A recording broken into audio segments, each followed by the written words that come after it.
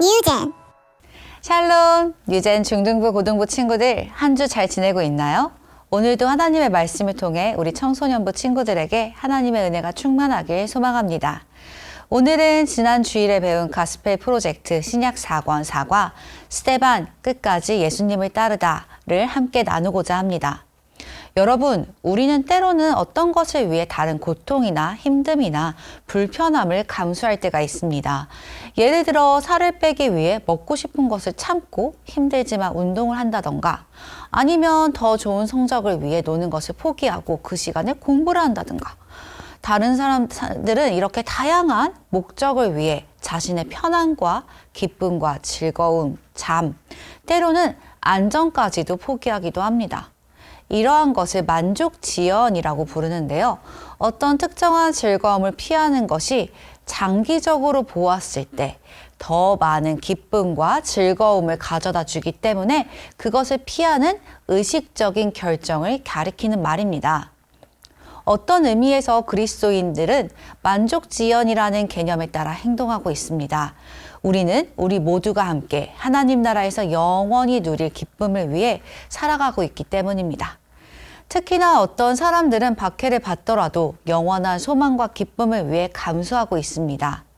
박해란 그리스도인이라는 이유로 세상으로부터 적대감을 느끼고 종교적 억압이 심한 곳에서 언어적 괴롭힘부터 위협적인 감정, 태도, 행동에 이르기까지 자신의 믿음으로 인한 대가를 크게 치르는 것을 말합니다. 초대교회 때는 많은 그리스도인들이 이러한 박해를 받았습니다.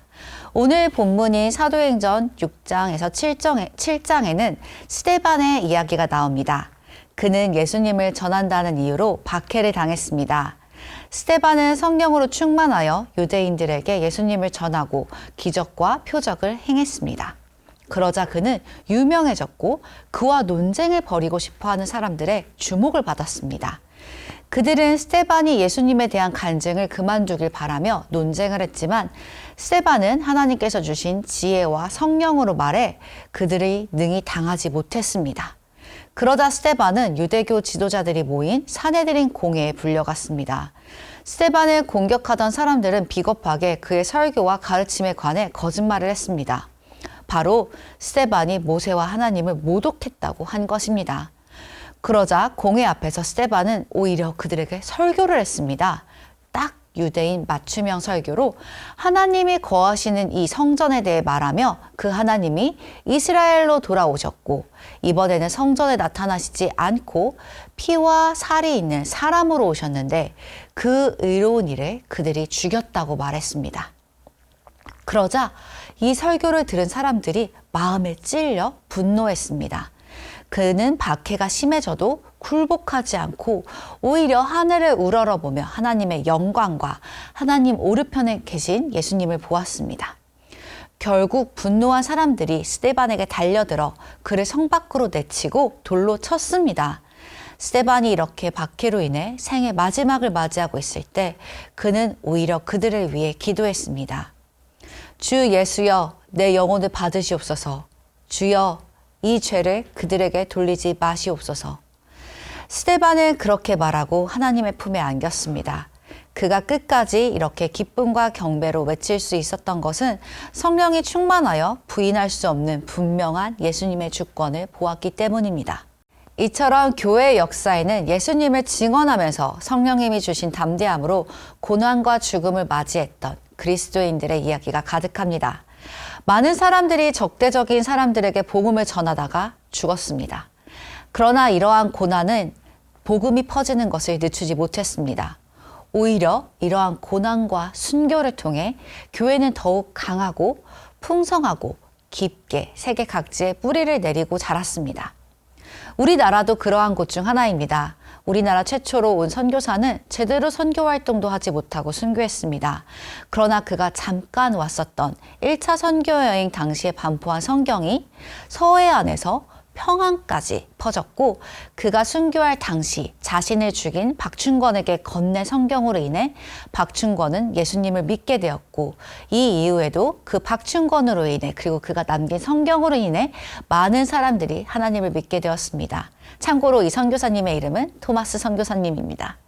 이처럼 순교와 박해는 우리가 예수님의 제자로 하나님의 영광을 드러내는 순간 이뤄집니다. 우리가 이렇게 지금 자유롭게 하나님을 찬양하고 예수님을 전할 수 있는 것은 많은 믿음의 선조들이 박해 속에서도 믿음을 지켰기 때문입니다. 우리 뉴젠 중등부 고등부 친구들, 세상은 예수님을 믿는 우리를 미워할 것이라고 이미 예수님께서 말씀하셨습니다. 그러나 이러한 핍박은 이 세상에서 잠깐일 뿐입니다. 영원한 하나님 나라를 소망하며 우리가 이 땅에서 믿음을 지키며 박해와 핍박 속에서도 온전히 하나님만 의지하며 살아갈 때 하나님의 나라가 이 땅에 임하며 하나님의 영광이 우리를 통해 드러날 것입니다. 그렇게 살아가는 우리 친구들이 되길 축복합니다. 함께 기도하시겠습니다. 하나님 아버지, 우리에게 그리스도를 따르는 자들이 전한 복음의 열매가 맺혀 있는 대한민국에 태어나게 하시니 감사드립니다. 이 나라를 하나님의 나라로 만들어 주시니 감사드립니다. 우리가 살아가며 믿음으로 인해 박해를 받을 때 그리스도께 배운 대로 종의 태도를 취하며 하나님께서 주신 믿음을 지킬 수 있도록 인도하여 주시옵소서. 또한 그러한 우리들로 인하여 이 땅에 다른 복음의 열매가 맺힐 수 있도록 하나님 축복하여 주시옵소서. 감사드리며 예수님의 이름으로 기도드립니다. 아멘.